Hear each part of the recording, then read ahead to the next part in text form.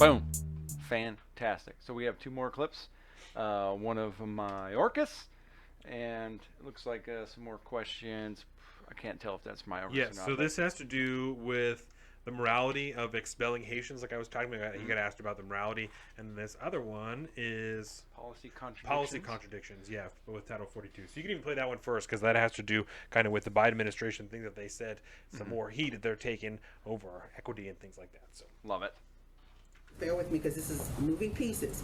But with asylum, there are people, advocates, immigration advocates, especially for the, advocating for the Haitian migrants right now. They're saying that this administration is breaking UN policies and its own policies by moving people out before allowing them to ask for asylum. Is that the case?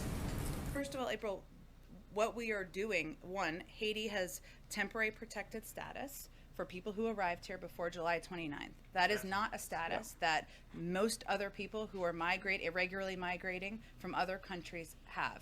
As individuals, as we go through this process, as I outlined just a few minutes ago, individuals who cannot be expelled under Title 42, a range of reasons why they may not be able to be. Those individuals are placed into removal proceedings. That is where the process would take place, where they would apply for a variety of programs.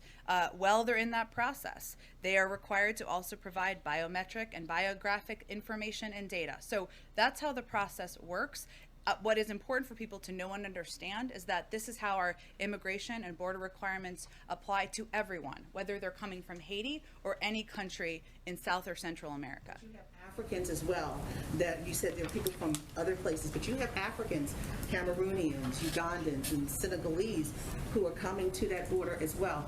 What happens with them as they are looking for asylum? Do you lump them into the same category with the Haitians that are at the border, be it Del Rio or wherever along I the think border? the point I'm making, April, and then we just have to move on to get to more people, is that anyone who's coming from anywhere, if there's temporary protected status for their country, as there are for Haitians who arrived before July, that they can apply through that program. If they're coming from other countries where we don't have that status, then they are expelled according to Title 42. If they are not, if they can't be expelled according to Title 42, they're placed in expedited removal or in alternatives to detention, no matter what country they're coming from. Go ahead, Jeff.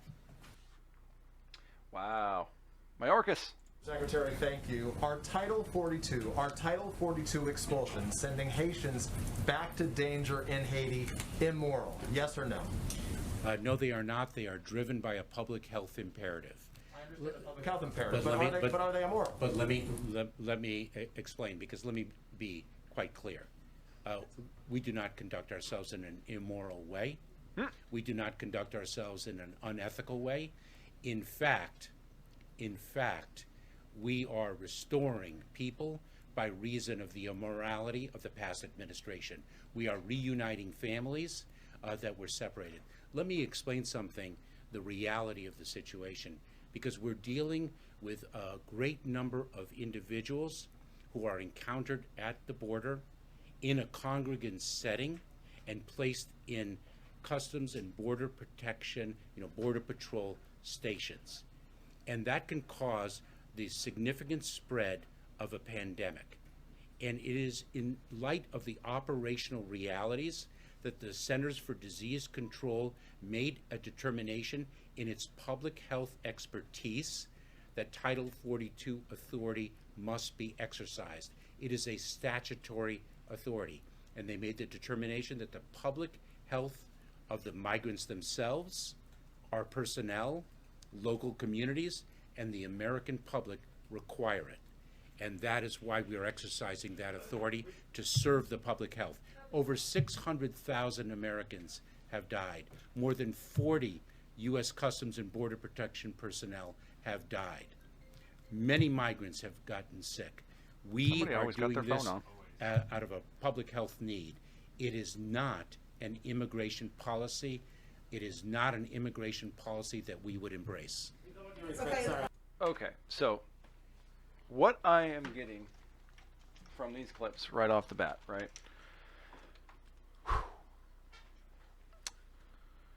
Wait in Mexico policy, colloquially called that, right, was not really wait in Mexico. It was wait in a number of different countries that have signed on to this thing. They temporarily removed it. Mexico got out the deal when they could, and other countries didn't. Our other lily pad countries, right? Right. So we can do that. That's in place. That is a Trump era policy that is still in place. It's just worse off now because Mexico, the nearest neighbor, ain't participating Because anymore. now we have to process people and fly them there more often, right? Yes. Yeah.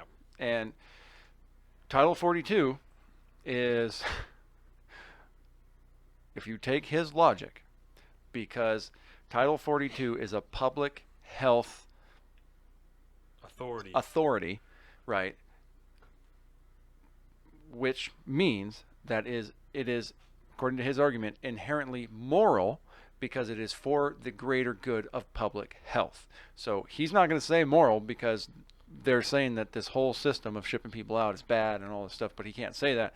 But realistically, he's making a cop-out to say any public health measures is by de facto, because it is for public health, moral.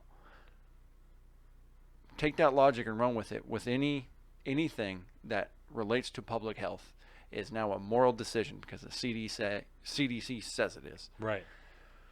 Jen Psaki continuing to bring up the temporary protective status, TPS, keep saying, well, any Haitians that showed up Before July before 29. the 29, 2 months ago, if they're fine, they could totally go to protective status.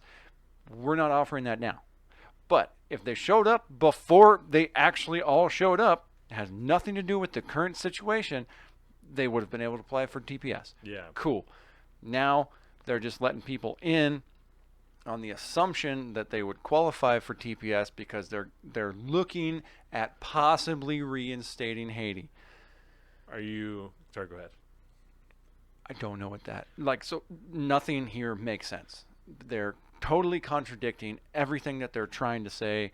They say one thing about trying to do things humanely. This is Trump policy. It's bad, but it's not really a migration process. It's a public health process under Title 42, and that's just the way things go right now. And then temporary protective status, it doesn't apply right now, but I'm not going to say that. You should So apply for it's it. only that, but you should apply for it because you might get it in the future. Do you know what the TPS thing reminds me of? This is our South Park reference for the day. Yes. Is when they're having all Gotta those get at issues- least one. When they're having all those issues with the cable company and they're there trying to return shit, and the cable company are like, "Oh, that's such a problem. Oh, yeah. It's so Oh, inconvenient." God. That's Oh, what it reminds me of. I no. was like, "Oh no." Oh, you're not coming under TPS anymore? I'm so sorry. That's what it reminds me of. It's horrible. And when Alejandro Mayorkas was talking, what that reminded me of, when Richard Nixon was being investigated for Watergate and all of the bullshit, right? His justification through his own secret tapes, well, if the president does it, it's not illegal. Yeah. Right? Well, if the president does it, it's not immoral. We don't do immoral things, is what he said. We don't Nope. do that. We don't do immoral things. You might think this is immoral, but we don't do immoral things. Yep. So if we're doing it, it's not immoral. Just like you said, if the CDC is doing it, it's not immoral. If we're doing it, It's for public health. it's not immoral. This is for the greater good. This is the right thing to do. It's not yeah. immoral. Oh, It's yeah. definitely not immoral to send people back to a country that you can't even prove your life is worse than anybody else because your life is so fucking terrible on the whole. Yeah. Definitely not immoral at all. And I'm not arguing either way because I don't know what the right answer is. But Yeah. this isn't it. It's far be it from me I know that it's like the worst thing you can do to criticize somebody's plan and not offer a plan of your own. But I don't know what the solution is to this problem.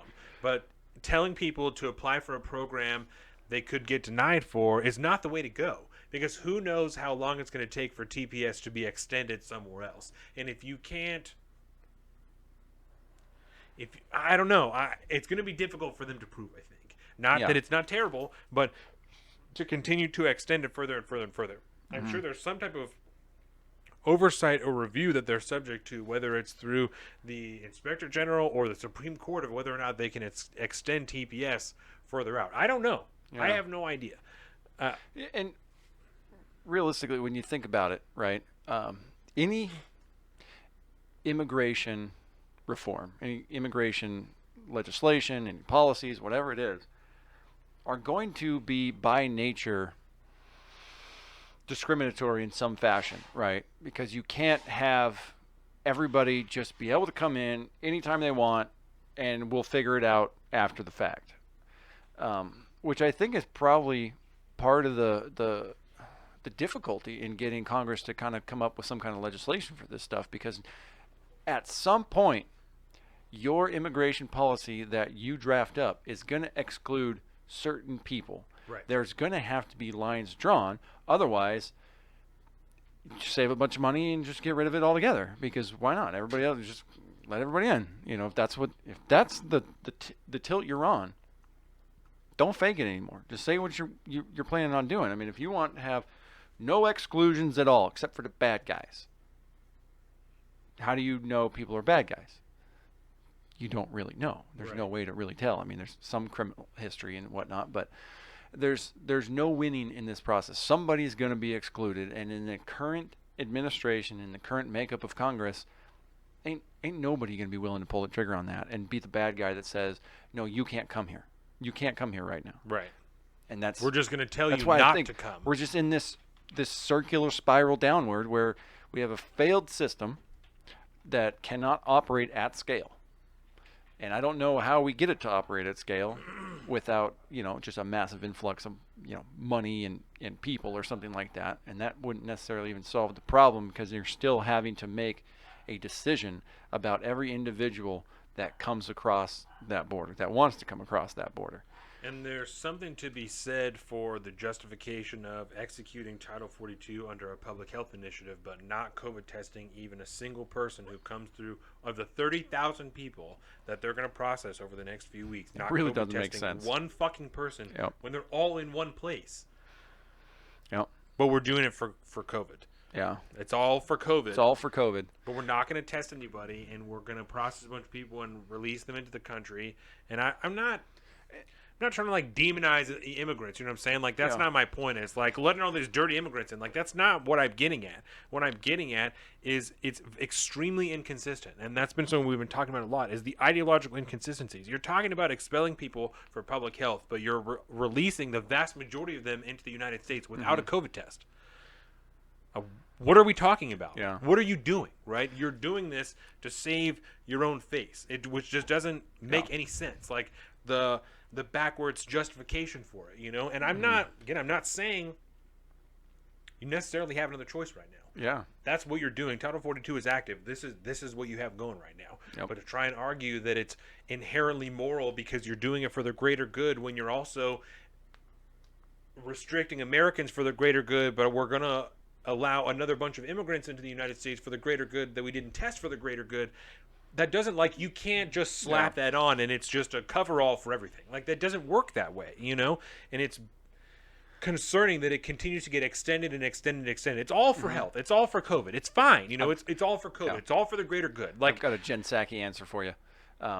So you posed the question, okay, so you're expelling people off of Title 42, and then there's a good amount that you're releasing into the interior without being COVID tested, right?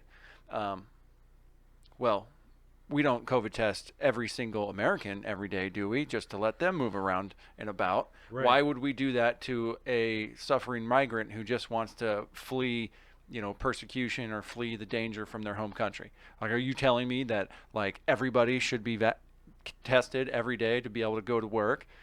Well, actually, you kind of are at this point. So, yeah, it seems like a real Psaki thing she might say. For sure. But yeah, it doesn't make sense. It really doesn't make sense. No. It's for COVID, but you're not doing anything as in regards to actually trying to stop the spread of COVID at that point. You have no idea whether or not these people have COVID. Under your current guidelines and things like that, every single one of those people should be tested because they're hanging out in a super packed, crammed, high population, high density situation where if one person has it, tons of people got it. That's just the way it goes, right? Certainly by the argument that they've been making the whole time. But don't test them. And because we can't. You certainly can't assume that that they don't. I'm not going to say you can't assume they don't have it, but you can't assume that they're vaccinated because the vaccination rate in Haiti is probably pretty low, I don't know if they'd have any kind of like structure Only to whatever run we've it. given to them. Only whatever we've given to them. So, Got a couple more clips here. yeah, I got a couple more clips coming in.